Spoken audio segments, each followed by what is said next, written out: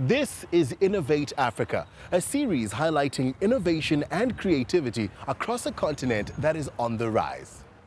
Today on Innovate Africa, building cheap computers from unwanted e-waste. Verifying the safety of medicines by mobile phone.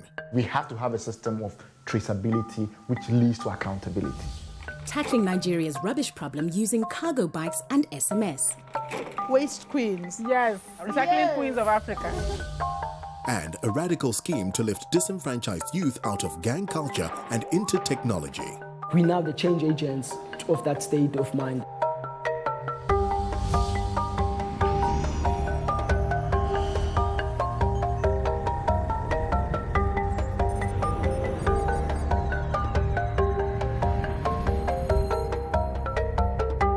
Solving social problems and positively affecting their local communities is what drives the innovators in today's program.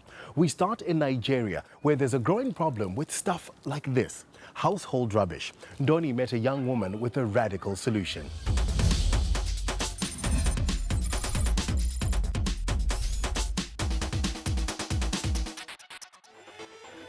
This is my world.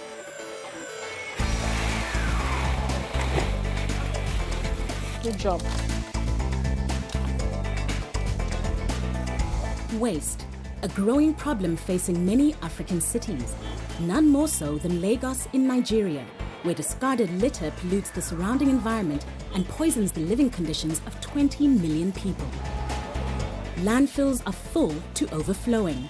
Piles of unprocessed garbage and runoff wastewater harbor bacteria. But here, necessity has also been the seed of remarkable innovation. Bilikis Adebiyi has identified an opportunity for social change and a new type of business. Separate the colors. Blue separates, white separates. We only give our best.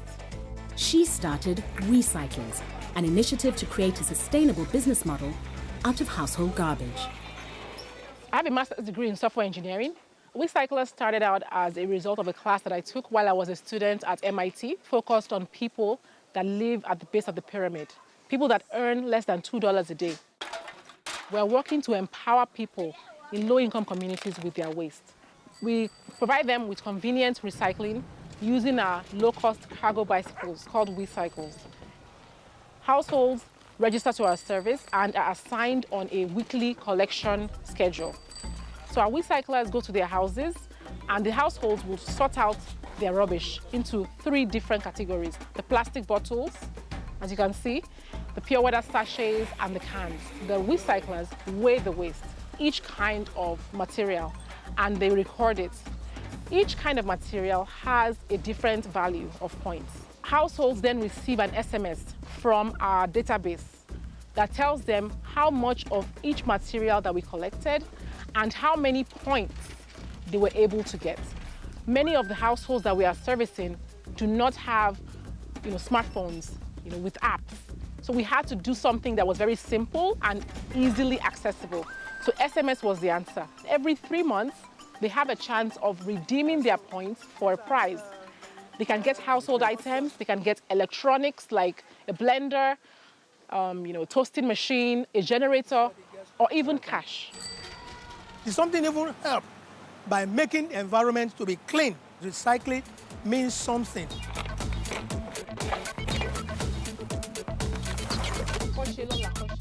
We started about 2 years ago, and since then, we've registered over 6,000 households to our service.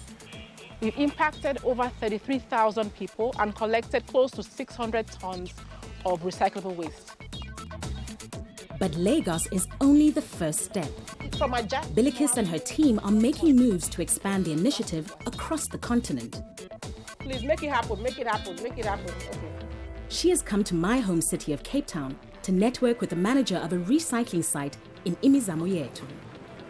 Hi, fine, how are you? Good. Welcome to Cape Town. Thank you so much. Like I said, Lagos, we generate 10,000 tons of waste every day, 20 million people, so many people. So we have this model, and we want to make it such that it can be transferred to other places. So that's really what we're working on now, is to expand our model. We have to think big. Imizamo Yetu, an informal settlement on the Atlantic seaboard about 20 kilometers outside of Cape Town, could be home to the first South African Recyclers Initiative. Is it the first time you came to South My Africa? first time. Oh. Bilikis has identified similarities between her hometown and Imizamo Yetu. 30,000 people live here, and their waste collection system is inadequate. This is our glasses. Okay. And then the rest of the glasses, we keep it there in those bags. Wow, okay. And then Nogwanda Sogyanga is the manager of the Imizamo Yetu cooperative. Here, she and her team collect recyclables dropped off by the public, sort and then sell them. it's a daily business from Monday until Sunday. Every day. Molweni. Moloweni. Both of us as waste queens. Yes. Waste Queens of Recycling Africa. queens. Recycling Yes. Queens of Africa. The current system relies on goodwill, and the WeCyclers model could be the perfect incentive to galvanize recycling in the community. It will help us a lot. And how does the financial model of the company work that provides the resources to be able to provide these incentives? What we do is we sell the waste and add value at the point of collection. For example, the plastic bottles. There's so many things you can do, to add value. You can separate the colors, remove the cap, bale it. We separate the color. And then you press. Press. Wow. And you get more money. You don't have to remove this one. You get more money than if it's like that. Wow. Yeah. Okay, I see. As we grow and as we become big, the numbers of and the amount of waste we are collecting is so huge that it can cover all those costs. But for now, we have not yet broken even. So we have support from companies that they fund certain things that we do. They'll fund our recycles. They'll fund our incentives, the redemption items that people get. And that helps us to offset our costs. I think personally that people cannot come out of poverty without having wellness. You can't have wellness without clean environment. So it all comes down to waste. Nobody wants to live in a dirty environment, but they have no solution. So we want to provide them with a solution.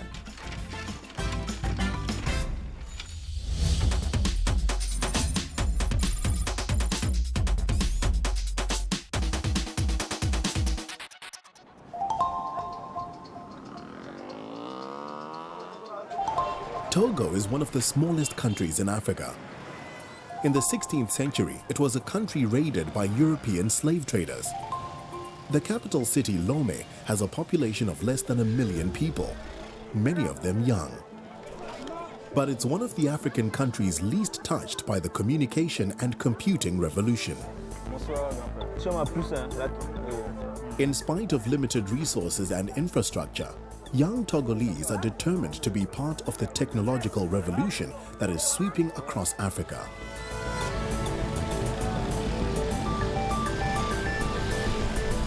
Sam Kodo is a young man who has started a tech business in the city. His company, Infinite Loop, is a product of his passion for technology and the change that it brings. Sam first became known for the e-waste robots he was making since he was a child. He's programmed the robots to draw, play football, and even recognize faces. While he was at university, he and his friends could not afford computers and had very little access to technology. He decided that the solution lay in innovative thinking. With cheap computer chips and second-hand parts, computers could be built from the most basic and unlikely components. Je vous présente Charles Kodo, c'est mon grand frère à moi. Il s'occupe du design de notre ordinateur. Nous utilisons les CD de recyclage où nous découpons comme sur cette forme-là. Donc, on a plusieurs parties. Comme ça, nous avons maintenant des sorties. For a screen, the computer can be plugged into any TV. Pour le USB, l'écran, l'alimentation et la télé. Et nous fermons le tout. C'est devenu un ordinateur. Sam uses a combination of bought components and e-waste to make his handheld computers. But for other young Togolese keen on a career in technology, the markets are a good place to start. Lome's markets sell everything from e-waste to these plastic jerry cans. They are found throughout Africa, but here in Lome, they are used for more than carrying water. Voilà les composants avec lesquels on fait nos jerry. The jerry is a tough DIY computer anyone can build from recycled computer parts housed in a jerry can. This group of young people call themselves the Jerry Clan. They are working together in a downtown space called the Way Lab, a place where young innovators gather to collaborate and share ideas while building the technology they cannot buy. Audrey Rhodes is the current team leader at the Way Lab. Parler du projet Jerry, c'est un ordinateur recyclé. Donc on récupère des éléments de vieux ordinateurs et à l'aide d'un bidon et du matériel de couture, on essaie de monter sa propre ordinateur.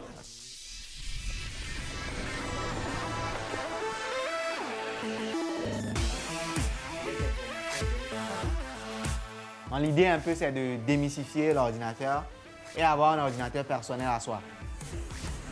Le Jerry est un projet qui rentre dans la philosophie du Way Lab, donc mettre tout le monde égal devant la technologie. Le nom Way Lab, ça vient d'où? Si on prend les 3 premières lettres, le Way, ça veut dire en langue locale, en langue EV, faire. Donc un laboratoire où on fait, d'où le nom Way Lab. Le Way Lab étant un espace de démocratie technologique, l'espace où tout le monde peut venir et développer son projet. Part of the philosophy is to include the community. Schools in Togo don't offer any computer classes, and the Way Lab is filling an important gap. One of the most ambitious projects here is to build 3D printers from waste material. Some months ago, the Way Lab team succeeded in building an award-winning 3D printer using recycled parts. It's said to be the world's first 3D printer made from e-waste. It's currently being showcased in Europe, and the team is building more. Nous avons raté le train de la révolution industrielle qui est passée. Maintenant, le train de la nouvelle révolution, qui est la révolution de l'idée d'imprimante 3D partout dans le monde, pour ne pas rater ce train-là. Sam Kodo began his technological journey at the Way Lab, but has now moved on. Sam was nominated for a prestigious Anzisha Award, a prize for innovation and entrepreneurship. He was one of 12 finalists chosen from all over Africa. À travers mes robots, à travers mes ordinateurs, je veux donner aux Africains l'envie d'avoir confiance en eux, l'envie de dire que nous aussi, on peut le faire si un de nos frères l'a pu faire. Et nous allons y arriver, nous allons y arriver.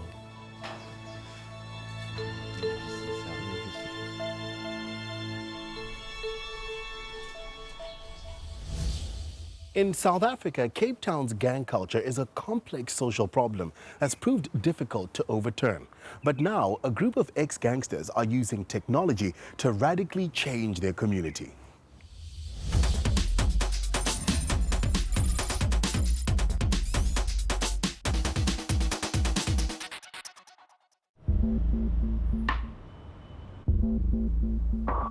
Cape Town is a city visited by thousands of tourists every year, and Table Mountain is one of Africa's great natural attractions.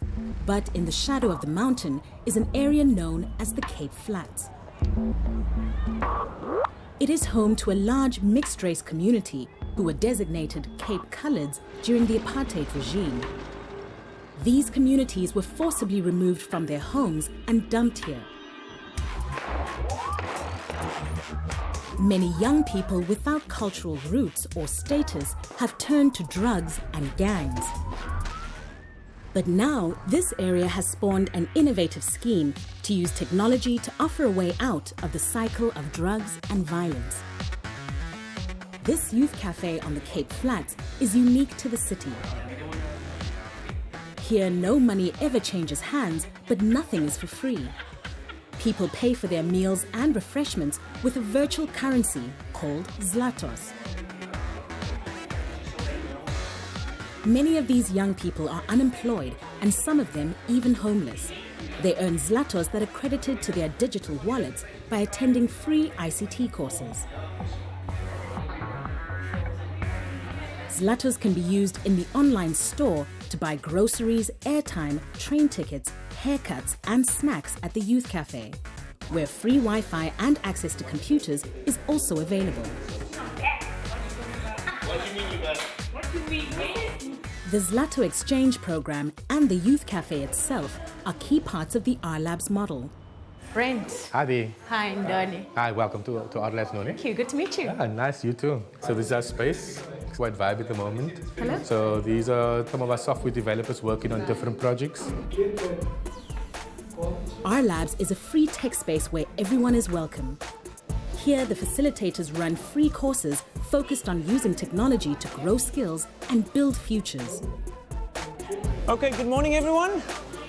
Every course attended earns the individual more zlatos. We want to see more people having access to learning opportunities that will again enable them to find other economic opportunities. Facilitators work with the students on developing software platforms, building apps, and using the technology on offer to turn ideas into income-generating ICT products. It's also a safe space for these troubled techies to come together and feel part of positive change.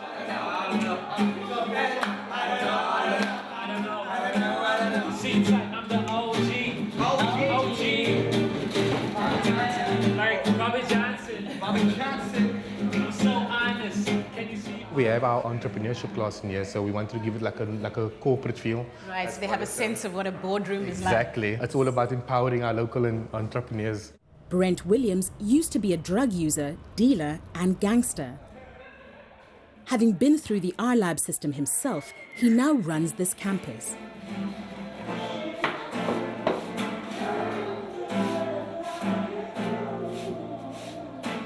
This is where all the coding happens. Okay. This is where all the magic happens. People start off with our business incubator. We like give them a laptop, a starter pack we call it, and they have access to the internet, our resources, and also, which is a huge value, is our software developers.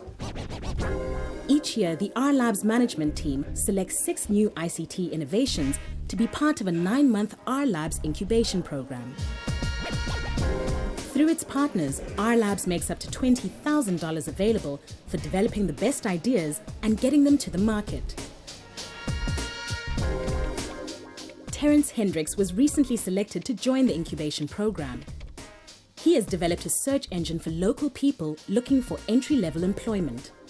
OOS is basically just for the normal unemployed person on the road. It's a job engine, been dubbed a poor man's LinkedIn. It's like a search engine that allows you to search for jobs. So basically you don't even need to register. You can just go to oosi.me and search a job.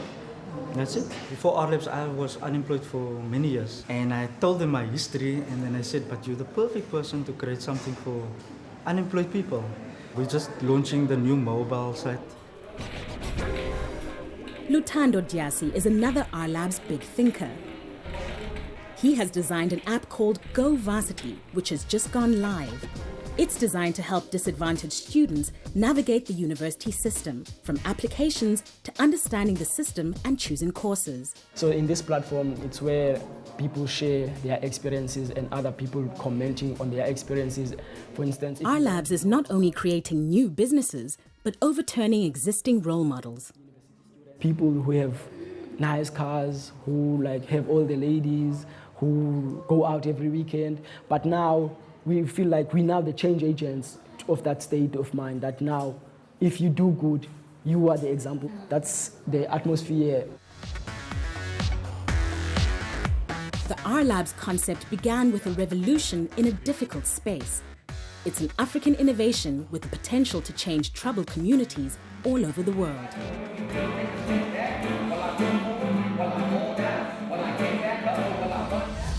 Illegal prescription drugs claim thousands of innocent lives in Africa. But one group of Ghanaian innovators is protecting consumers with a smart and accessible solution. And all you need is one of these.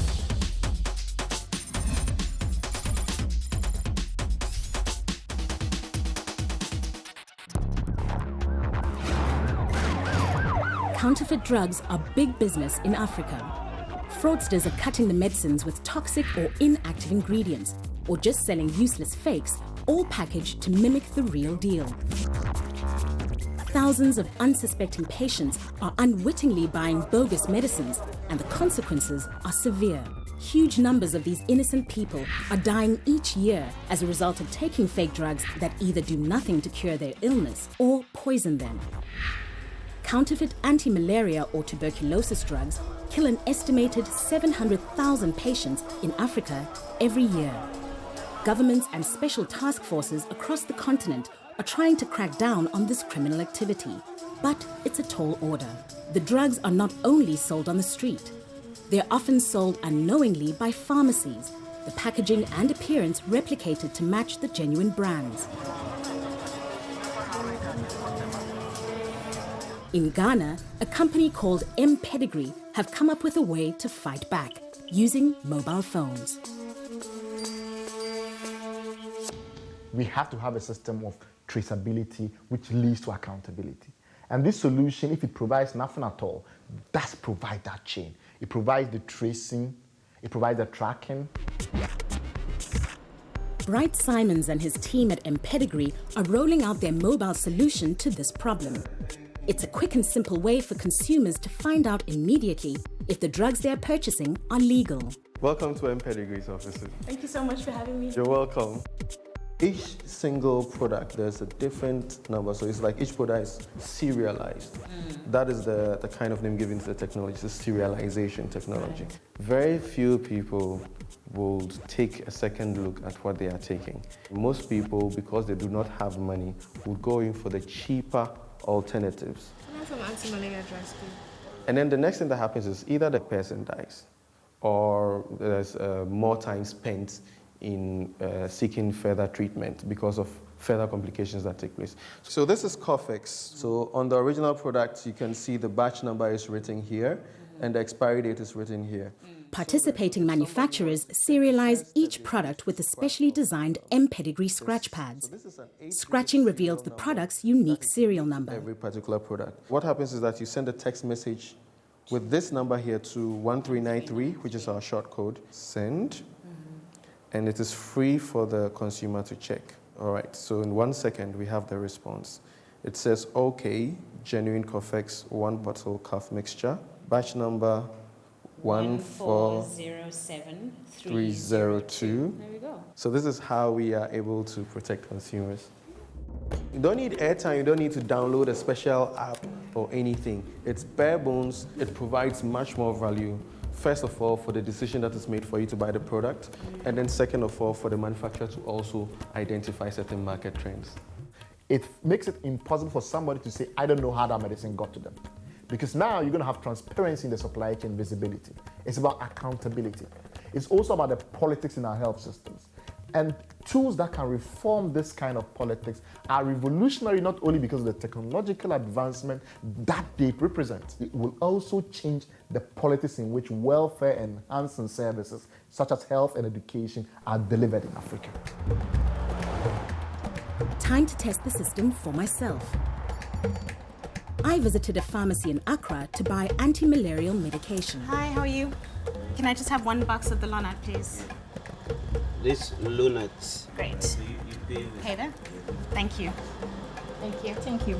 All I need now is to scratch, reveal the serial number, and my mobile phone.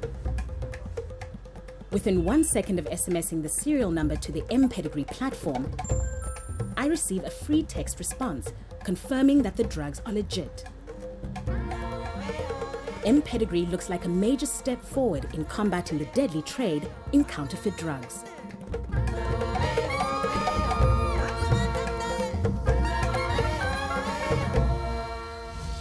Next time on Innovate Africa, technology and talent combine to create digital entertainment with a distinctly African flavor.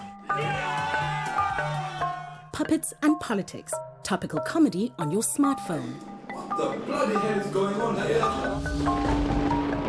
African superheroes on the rise in online gaming. Imagination is just amazing. It's virtually unlimited. And a new music platform featuring emerging African talent.